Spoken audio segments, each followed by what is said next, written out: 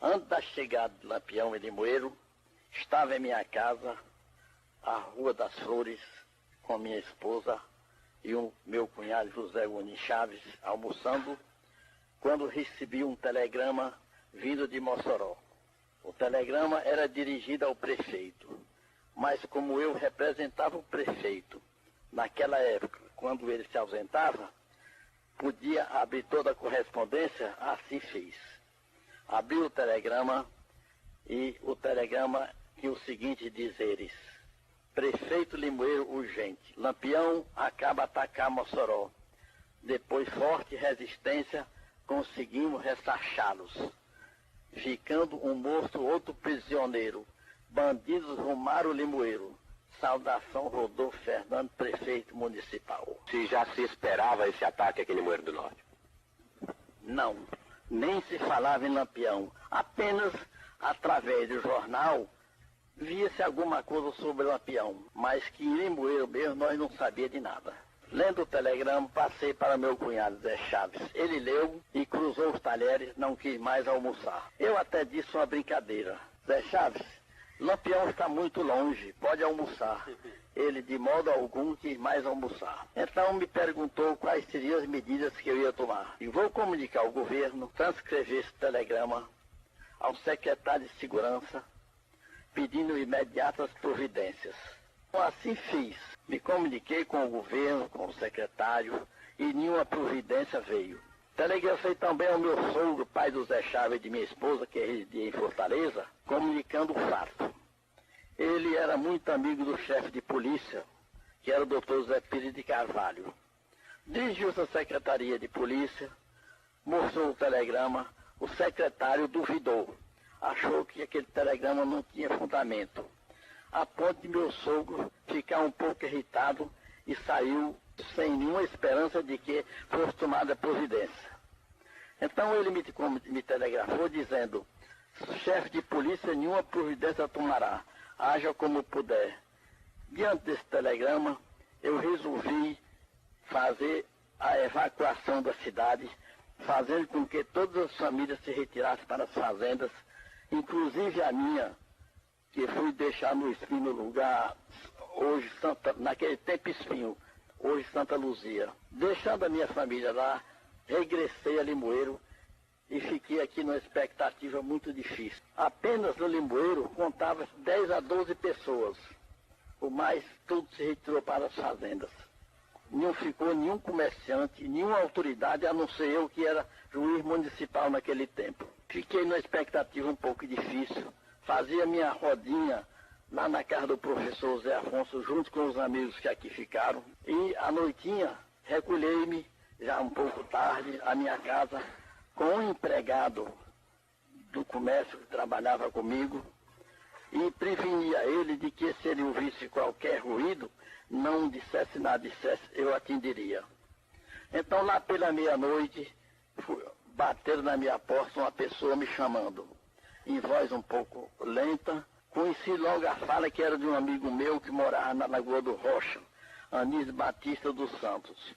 Então, depois da quinta vez que ele falou, eu perguntei a ele: Anísio, você veio só? Veio.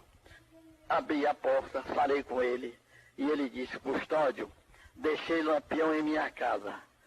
Venho aqui trazendo um telegrama de Lampião, passei passado para Mossoró, pedindo a importância de 80 contos de réis, naquele tempo era conto de réis, para o resgate de 2 prisioneiros, Dona Maria José de Catolé do Rocha e Antônio Gugel, sogro do gerente do Banco do Brasil de Mossoró. Antes de amanhecer o dia, eu fui à casa de um amigo meu, comerciante Getúlio Chaves. Ele abriu a bodega e comprei charutos, bebidas e mandei para Lampião. Como o senhor sabia que charutos e bebidas iriam agradar Lampião? Porque Anísio me disse que ele mandava até comprar algumas bebidas e alguns charutos. Nesse caso eu comprei e mandei oferecer, né? O senhor se lembra quais as marcas de charuto e bebida que o senhor comprou para mandar para Lampião naquele dia? Cunhaque de Alcatão, vinho toniquina e charuto Havana. Passando o telegrama para Mossoró, veio imediatamente a resposta em caráter urgente. O telegrama vinha nos seguintes termos: prefeito, limoeiro urgente. Seguiu o portador montado a cavalo, conduzindo numerário resgate prisioneiros. Saudação Rodolfo Fernando, prefeito municipal. Recebendo o telegrama, convidei um amigo meu para ir deixar o telegrama em Lagoa do Rocha. Era o senhor Telésforo Alves de Freitas. Logo estava perto de mim o meu amigo Arsênio Maia, se ofereceu para ir também. Eu disse, melhor, vão 2 portadores, ainda fica melhor. Seguiram para Mossoró, para Lagoa do Rocha, Carlos Lucianísio Batista. Lá chegando, entregaram o telegrama a Lampião, ele leu o telegrama e regressou imediatamente a Limoeiro. Aqui ficamos numa expectativa difícil, sabendo como iria terminar o drama. Quando deu pelas 3 horas da tarde, eu estava em minha casa, eu e um rapazinho que trabalhava comigo no comércio, quando ele disse, seu Custódio, acolá vem um pessoal. Eu olhei, nesse tempo não tinha nem muro na casa. Era Lampião que vinha com o grupo dele. Eu pensei muito em fugir, mas resolvi ficar. Então fechei a casa, mandei o rapazinho embora e fui para o leito da rua. Nesse tempo a rua não tinha nome, mas hoje já tem um nome, que é Rua Professor Ricardo. Quando o Lampião aproximou-se de mim, mais ou menos uns 20 passos, eu me pronunciei. Custódio Saraiva, juiz municipal. O bando parou. Eu não conhecia Lampião. Desce um homem alto, moreno, óculos escuros, e dirige-se para mim. Quando chegou perto de mim, deu minha mão e disse, Capitão Virgulino Lampião. Eu dei a mão e disse, Custódio Saraiva, juiz municipal. Ele disse, que há contra nós? Eu digo, nada. Peço garantia para a cidade. Ele disse, fique tranquilo. Aqui tem refeição para o senhor e todo o seu pessoal. Então o Lampião não montou mais a cavalo. Eu vim com ele a pés até a pensão, onde estava o jantar preparado. Aí alojei o pessoal todo, ele ficou muito bem acomodado. A pensão era a pensão Lucas. Ele ficou bem alojado na pensão e daí ele disse, eu quero ir para o telégrafo. Vamos. Então saiu eu, Lampião, Macilão Leite, Sabino Gomes e um pistoleiro. Fomos para o telégrafo. O telegrafista era José Lage e o auxiliar do telégrafo era Eugênio Lage. Chegando no telégrafo, ele apoderou-se do fone, pediu ligação para todas as cidades vizinhas, inclusive Fortaleza, se comunicou com todas as cidades, até mesmo de Fortaleza veio perguntando se ele iria até Fortaleza. Ele disse, depende. Ele sempre conversando com um e com o outro, depois deixou o fone e fomos conversar. Perguntei muita coisa a ele, já estava quase familiarizado com ele, já não tinha mais medo. Se bem que eu não tinha medo do Lampião nunca, né? Graças a Deus eu não tinha medo do Lampião. Salvei as famílias, salvei o comércio, é o que eu queria. Conversa vai, conversa vem, aproximou-se a hora do jantar. Eu convidei ele para jantar. Ele disse, não, dê primeiramente jantar o meu pessoal, que eu irei depois. Deram de jantar o pessoal, fez parte do jantar Getúlio Chaves. Quantos homens eram? O pessoal dele? 42 cangaceiros. Jantou com ele Getúlio Chaves, Miro Davi, Miguel Alves, Zé Brauna, Joaquim Loureiro e mais alguns amigos que no momento eu não me... Camilo Cunha, outros amigos que eu não me lembro no momento. Quando se aproximou 6 horas, ele disse, agora é tempo de jantar. Eu fui para ele. Guil, do Telegrafo, eu, Lampião, Sabino Gomes, Marcelão Leite e o pistoleiro. Chegando, ele jantou muito bem, comeu muito, não mandou que provasse comida, não teve nenhum receio de veneno em comida, né? Depois do jantar, ele veio para a sala, sentou-se numa espreguiçadeira, puxou um bonito charuto e começou a fumar, e olhando a cidade assim, para um lado e para o outro, e disse, Limoeiro, uma cidade pequena, mas bonitinha. Eu disse, muito obrigado, capitão. Aí ele disse, vamos dar uma voltinha. Aí saímos a pé mesmo, fizemos uma percursozinha, a cidade era pequena. Apenas o senhor e ele? Não, todo o grupozinho, o grupinho. Lampião, Macilão Leite, Sabidugon e o pistoleiro. O pistoleiro não deixava Lampião? Absolutamente, né? Absolutamente. Ele adiante, vendo, quando ele disse, é como eu disse, Limoeiro, uma cidade bonita, ainda vai ser uma grande cidade, Limoeiro. Depois voltamos para o telégrafo, ele apoderou novamente do telégrafo, tornou a se comunicar com as cidades, Aracati, Russas, Jaguaruana, Fortaleza, comunicou-se com todas as cidades que ele já tinha falado, né? E foi anoitecendo, e depois fomos conversar. Ele disse, eu calculo que eu com meus cabos já matamos uns 200 soldados, né? Mas estou satisfeito, tudo mais, trabalhando, essa coisa toda e tal. O trabalho dele era esse? Era esse. Ele disse, me chama de perverso. Eu digo, eu não sou perverso. Eu sou ruim para quem me faz o mal. Mas ninguém me fazendo mal, eu não tem pessoa melhor do que eu. Mas fazendo mal, eu sou uma fera, não é? Então, já um pouco tarde da noite, nós estávamos no telégrafo, ele botou o fone e viu o toque de corneta em Russas. Então ele ouviu o toque de corneta e estranhou um pouco, né? Mas ficou calado, né? Mas aí guardou o fone e começou a passar o mosse.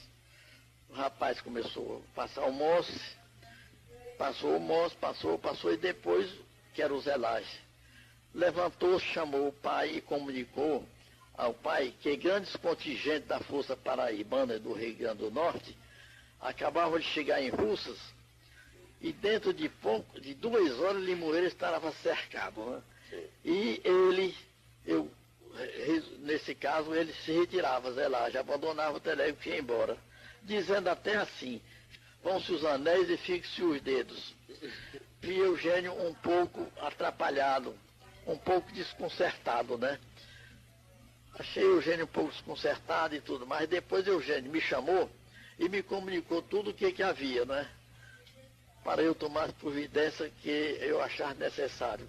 Não obstante ser segredo de repartição, mas ele me comunicava tudo aquilo, né? Eu fiquei aí pensando, botei a cabeça para esfriar e me lembrando que medidas eu poderia tomar para livrarmos desse ataque que vinha das Forças Paraibana e Rio Grande do Norte. Chamei o capitão Lampião e disse, capitão, eu quero um particular com o senhor. Então tinha um pé de castanhola na frente da casa. Chamei, ele veio, ele disse, capitão, o senhor prometeu deixar Limoeiro em paz, mas eu vou lhe comunicar o que está havendo contra o senhor. De grandes forças da Paraíba e do Rio Grande do Norte acabam de chegar em Russas e dentro de 2 horas o senhor estaria cercado. O senhor viu quando estava passando aquela fita ali do Mosse? Aquilo é um aparelho que nós não conhecemos, eu não conheço, tudo mais, só quem estudou. Ele disse, eu vi, pois quero lhe comunicar para o senhor tomar as providências que o senhor achar necessário. Aí ele disse, ele fez uma pausa, chamou Sabine e Macilon, afastaram-se um pouco de mim e conferenciaram. O senhor teve medo nessa hora? Não tive medo, fiquei firme. Ele voltou e disse, vou mandar empiquetar a cidade, né? Estou acostumado a brigar, já tenho botado muitos soldados para correr, essa questão de muitos soldados é besteira. Vem aí uns 100 ou 200 soldados, eu boto tudo para correr, eu tenho elementos que sabem brigar. Aí eu fiquei, chegou um medinho, mas depois eu procurei, se a cabeça um pouquinho, procurei uma solução. E vi que a solução que eu podia encontrar melhor era pedir a Lampião que ele se retirasse. Tive a coragem de chamar Lampião e pedir a ele para retirar-se. Aí ele puxou o telegrama do bolso, mostrou e disse, eu não posso me retirar porque estou esperando esse dinheiro. Se eu me retirar, eu não recebo esse dinheiro. Era o telegrama que vinha de Mossoró. Então eu disse, capitão, o portador que vem com esse dinheiro, encontrando o Limoeiro em pé de guerra, ele não entra, ele recua. Nesse caso, o senhor poderia esperar esse portador no pé da ladeira, onde o portador vem passando com esse dinheiro. Ele vem para onde o senhor passou. Aí ele refletiu um pouco e disse, efetivamente, eu vou tomar o seu conselho, eu vou esperar o dinheiro. Agora eu preciso de uma pessoa para voltar comigo, porque eu vim, mas não sei voltar para esse lugar. Então chamei o Anísio Batista e foi com ele. Mas não sei porquê, Anísio Batista não pôde ir no momento e tudo, houve uma coisa, foi outro portador. E o portador não sabia bem onde era. Então o portador, em vez de seguir para a ladeira do Cabeça Preta, seguiu para o Serrote do Quixaba, ponto completamente oposto. Antes de chegar no Quixaba, Lampião, quando vai atravessando o rio, corre de areia, vê um cidadão montado num cavalo e puxando o outro. Então Lampião disse, alto lá. Então a pessoa parou e disse, para onde vai com esses cavalos? Eu vou esconder que o meu patrão mandou, que diz que Lampião vem por aí. Ele diz, Lampião sou eu, passa os cavalos para cá, não é? Então, seguiu com os cavalos e ele perguntou se ele ainda entregava aqueles cavalos. Ele disse, entrego, pode me acompanhar que ele entrego. Então o portador que tinha ido com o Lampião até lá o Serrote do Quixaba, voltou e o que ia com os cavalos seguiu com o Lampião. Lampião alojou-se no Serrote do Quixaba. Quando amanheceu o dia, Lampião verificou que era um ponto muito estratégico, né? Não para ele, era para um ataque. Podia vir um ataque e ele não tinha para onde se desviar. Que depois do Serrote era uma várzea muito grande, né? Lampião resolveu retirar-se, né? Somente às 8 horas da manhã foi que as forças começaram a chegar aqui. Força da Paraíba, do Rio Grande, já aí vinha a força do estado do Ceará, comandada pelo Major Moisés. Até aqui houve um grande atrito entre o Major Moisés e o Tenente Quelé. O Quelé queria assumir o comando geral das forças. O Moisés disse, no Ceará quem manda sou eu, na Paraíba é você. Mas enquanto as forças estiverem dentro do Ceará, sou eu quem comando. Então quase havia uma briga, mas finalmente se acomodaram. Aí eu fui cortar queijo, com meus colegas ficaram aqui, para esses soldados. Eram 815 praças que passavam por aqui. Era uma coisa assombrosa, né? Daqui eles seguiram na pista do Lampião. Mas, eu voltando atrás, quando o Lampião deixa o Serrote do Quixaba, ele regressou em procura de Alto Santo. Mas não passou em Alto Santo. Ele passou ele foi para Santa Rosa, hoje Jaguaribara. Naquele tempo era um pequeno distrito, né? Aí se alojaram no Serrote da Mucamba. Tem uns esconderijos aí no Jaguaribara? Não. Bom, eles se alojaram no Serrote do Mucambo,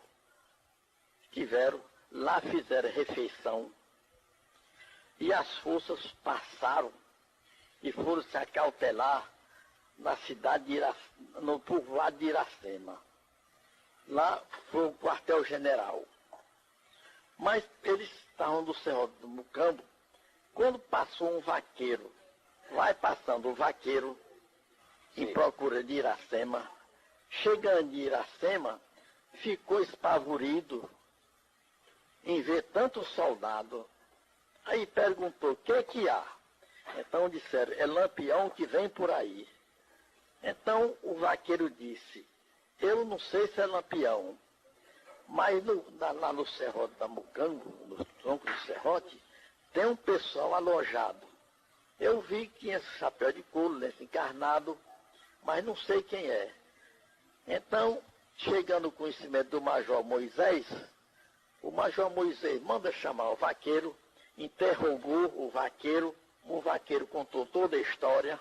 Então disse, vou mandar 12 soldados fazer o reconhecimento e quero que você vá com eles. Então o vaqueiro acompanhou os soldados. Ao se aproximar do Serrote, Lampião deu uma descarga, deu uma segunda descarga. Matou 2 soldados, feriu o outro.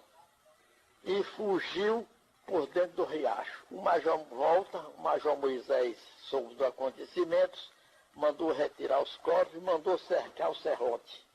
Aí eles brigaram com as pedras, que Lampião já estava muito longe. Um dia e uma noite. E ele comunicando ao governo que Lampião cercado em ponto estratégico, mandando reforço, e deixa seguir reforço. Enquanto Lampião Enquanto o soldado brigava aí sem Lampião estar, Lampião seguia em procura do Cariri. Lampião já Ezequinha das contendas e o fogo truando aí no Sol da Mucamba. Lampião, logo que deu a segunda descarga aí no Sol da Mucamba, fugiu por dentro do riacho e disse aos prisioneiros: tome o rumo que quiser. Então os prisioneiros vieram para a minha casa. Aqui declararam que quando ele deu a segunda descarga, fugiu e mandou que eles fossem embora. Assim eles fizeram. A dona Maria José, que era uma dos prisioneiros, vinha muito rasgada. Então a minha esposa mandou comprar vestido. Ela saiu daqui toda direitinha. Mandei deixar todos em Mossoró, montados a cavalo. Vou aproveitar aqui um momentinho. Eu tinha que fazer uma pergunta ao senhor e passou o momento.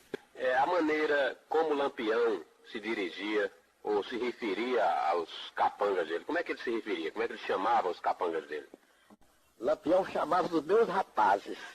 Aliás, tratava muito bem. Houve até um fato interessante. Havia um botequim Avenida, de minha propriedade, no centro da avenida. Esse botequim permaneceu aberto. Mas quando foi uma certa hora, os rapazes do Lampião começaram a beber. Então eu não fiquei satisfeito com aquilo, fui comuniquei ao Lampião. Ele disse: os seus rapazes estão bebendo muito, tem um botequim aberto e tudo mais. Ele mandou fechar imediatamente o botequim, imediatamente. Deu ordem expressa, aí o Joca, que era um rapaz que trabalhava no botequim, fechou. Lampião, eu não sei dizer mesmo, eu apenas sei dizer a hora que ele chegou aqui e a hora que ele saiu. Ele chegou em Limoeiro às 3 horas da tarde e saiu daqui às 1 da manhã. Agora, lá num certo ponto, ele disse: eu preciso de uma loja, que abra sua loja para eu comprar uns lenços encarnados para os meus rapazes. Então o Candidadeira tinha uma loja pronta e ficou, não fez questão, né? Depois, Cândido foi, vendeu, não quis receber o dinheiro, mas eles insistiram e Cândido recebeu o dinheiro, eles pagavam muito bem. Depois dos lenços, ele disse: agora eu queria uma pessoa que fizesse esse lenço. Então o Genésio Bezerra se ofereceu para fazer os lenços. Genésio, nesse tempo, era sapateiro, né? Dispôs de boas máquinas e então se encarregou, passou quase todo o tempo de Lampião fazendo lenço para os cangaceiros. Agora, em relação a outro fato extraordinário, eu quero me referir que houve um fato muito extraordinário. Lampião foi à igreja, Aqui em Limoeiro. em Limoeiro, foi à igreja, depositou dinheiro no cofre, depois as armas e disse aos rapazes dele: ninguém visita a Santo Armado, todo deposita, deixa as armas na porta da igreja. Assim fizeram. Mas houve uma coisa, outro fato interessante. Lampião, quando estava na pensão, o Joaquim Loureiro começou a manobrar uma arma lá no interior da pensão e a arma disparou. Aí causou um grande espanto, aí todos se deitaram, se entrincheiraram, e eu fui correndo. Então eu disse: não corra que é pior, não é? Então eu me deitei com os rapazes e fiquei aguardando os acontecimentos, né? Mas ainda há um fato interessante. Quando o Lampião saiu de Limoeiro, ficou aqui Firmino Holanda, meu amigo, né?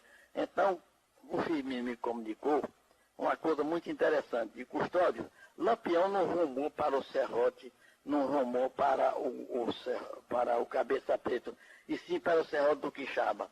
Eu disse: Firmino, pelo amor de Deus, não me diga uma coisa dessa. E perfeitamente. Você tem certeza absoluta, Firmino? Tenho. Ele foi para o Quixaba, né?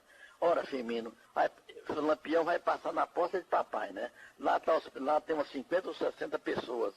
Eu preciso ir atrás do Lampião. Você não tem um cavalo que me arranje? Tenho. Aí fomos no cercado, pegamos um cavalo e eu fui atrás de Lampião. Segui à noite, tudo muito escuro. E quando cheguei, depois de uma meia légua que tinha andado, o cavalo recuou e não houve mais recurso de andar. Me apiei, puxei, ele desguinou para trás, não houve recurso. Finalmente, eu vendo que era impossível eu tentar aquele cavalo andar, resolvi voltar. Aí disse: nesse caso eu vou para o Espinho. Aí eu fui para o Espinho, onde estava a minha esposa e o pessoal. Quando eu cheguei, disseram, Judite Custódio chegou. Então o Custódio disse, quero saber se cumpro a promessa que eu fiz. Eu disse, cumpro, pode dizer o que é. Falou Custódio. Então Judite gritou, não foi? Judite gritou. Ok. Judite gritou, quero saber se cumpro a promessa que eu fiz. E perfeitamente. Prometi que se você chegasse hoje de noite aqui, nós ia a Canindé. Eu disse a ela, quer ir agora, vamos. Na localidade de Espinho, onde se encontrava a família do senhor, havia muitas famílias de Limoeiro e queríamos saber também em residência de quem esteve a família do juiz municipal naquela época. Eu não posso precisar o nome das pessoas que tinha, mas tinham 93 pessoas. E a casa que nós estávamos era do cidadão Antônio Vicente Maia. Nada mais eu tenho a dizer acerca da passagem de Lampião por Limoeiro.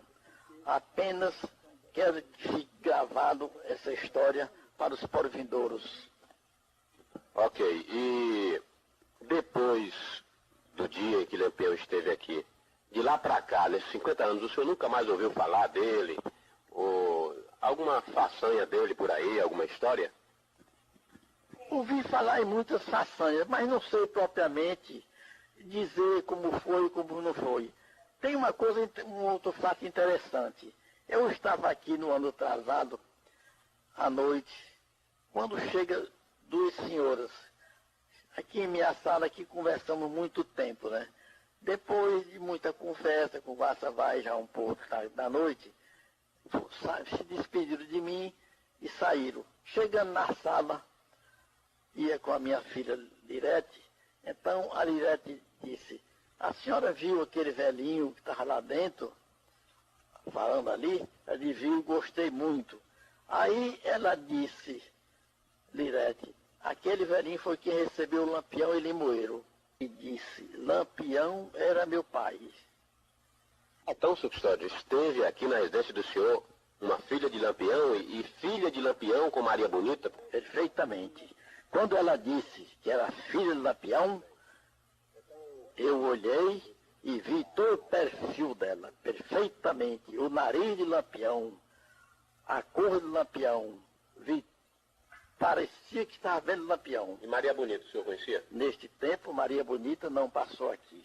Muito bem. E assim, senhoras e senhores, nós tivemos essa reportagem sensacional e agradecemos a presença do senhor Custódio Saraiva de Menezes nessa reportagem e cientes de que ele foi o grande ouvido nesta audição de hoje do grande jornal Falar do Jaguaribe.